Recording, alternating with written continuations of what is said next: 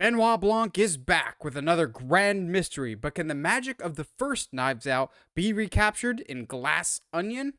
Let's talk about it. Hey, movie fans. So I just got out of seeing Glass Onion and Knives Out Mystery. Now, full disclosure, 2019's Knives Out is by far my favorite movie of that year, and one of my favorite movies in recent memory. I love the first Knives Out so much. I thought it was such a clever mystery. I love a good mystery. I grew up reading Sherlock Holmes to death. I just love mystery movies, so I love the first Knives Out.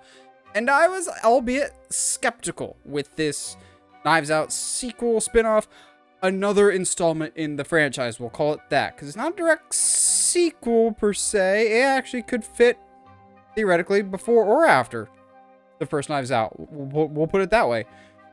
I was hesitant when Rian Johnson sold the rights to Netflix and was like, yeah, we're making Knives Out 2 and 3 for Netflix. I'm going, I don't know. But also, I thought the first Knives Out was lightning in a bottle, and I didn't know if they'd be able to recapture that for a sequel.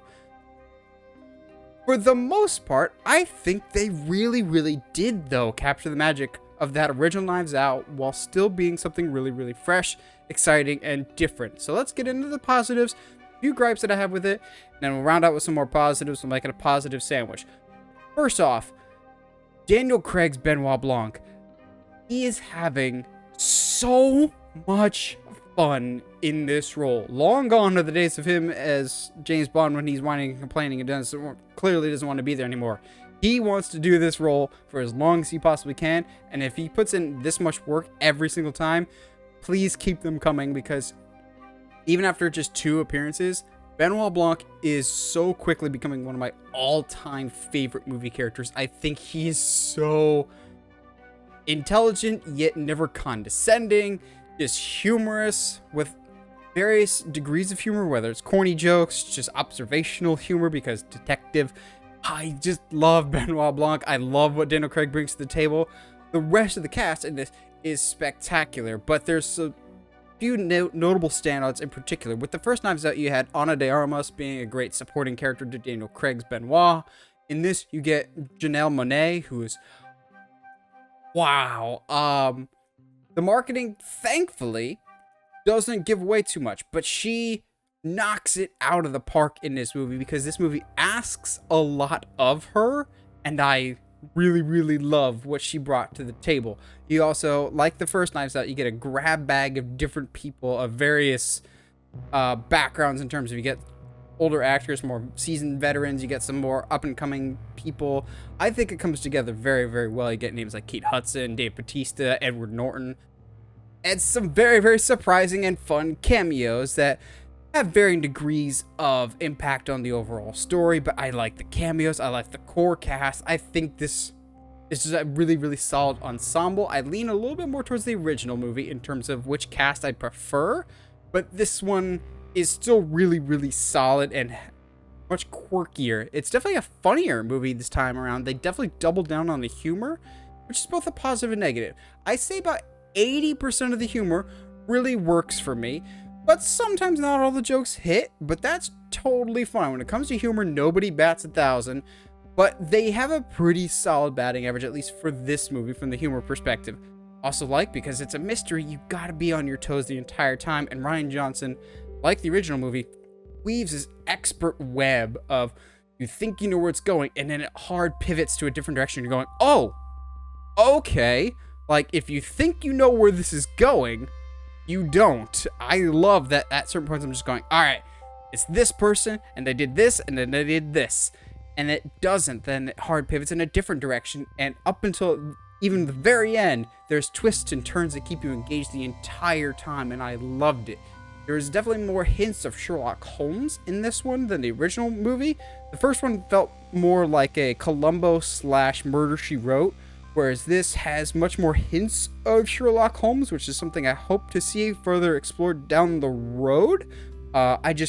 Please give me more of these till the end of time, because I love this franchise so much, even after just 2 movies. However, this movie is not perfect. It's darn good, but it's not perfect. I'll admit, I was worried when the movie started, because I think it starts off incredibly slow.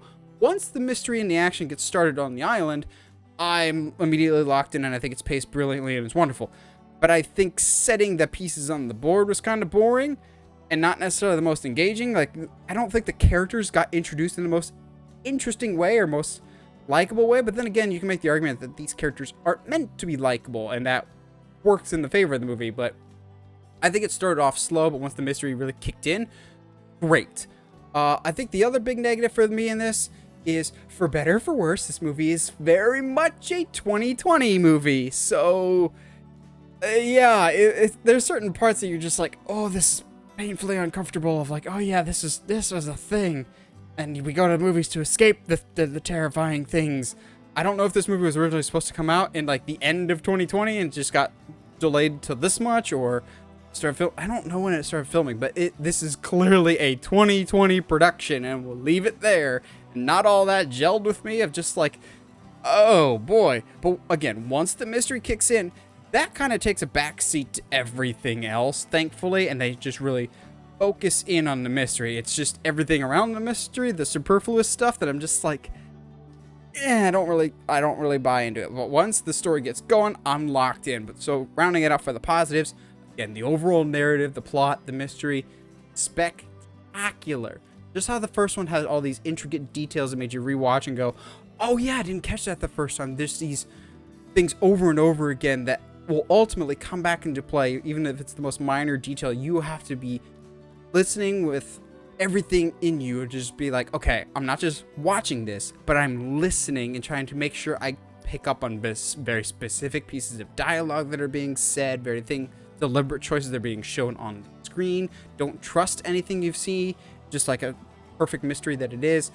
Also, like, because it's that old school murder mystery style, the music feels very Sherlock Holmes / haha, my characters holding a magnifying glass to their face and investigating, like that.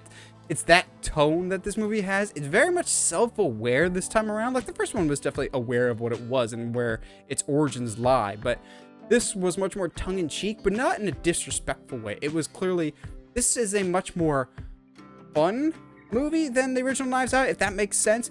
Not disrespecting the original at all, but this is much more self-aware, going for the fun and the humor of it.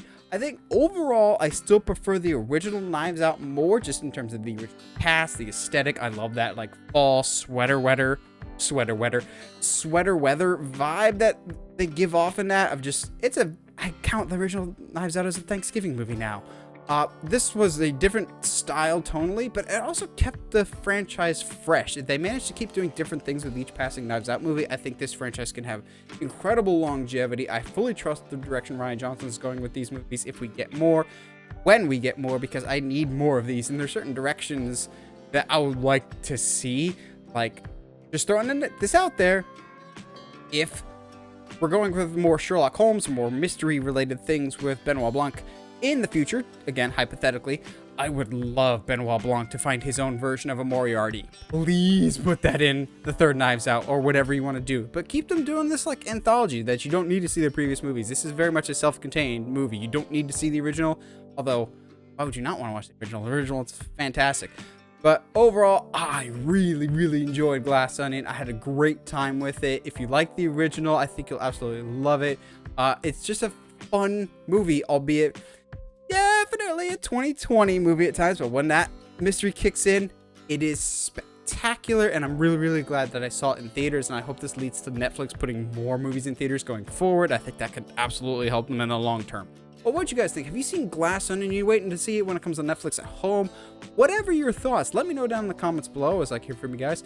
And as always, if you like what you see and want to see more, subscribe to the YouTube channel, help us get to 1,000 subscribers. And if you haven't already, subscribe to us for your podcast needs, wherever you get your podcasts. And as always, stay sharp, movie guys and gals.